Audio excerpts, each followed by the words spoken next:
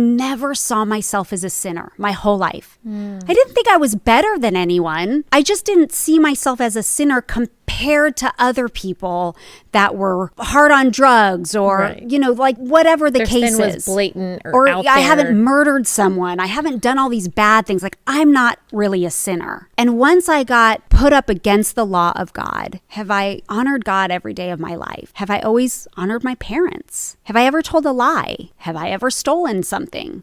As I went through all of these things, I'm like, okay, so I've broken these commandments. And then I learned that God's going to judge me by his standard of goodness and not the world's standard of goodness. And I really love this analogy.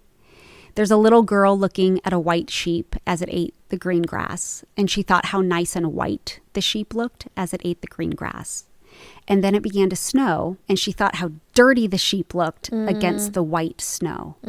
It was the same sheep, but a different background. So when we compare our sin to the standard of the world, most of us come up reasonably clean. But when we compare our sin to the snow white righteousness of God's law, we'll see that we're in fact filthy, dirty. And it was then that I realized, oh, I am a sinner because God holds a different standard of goodness than the world does.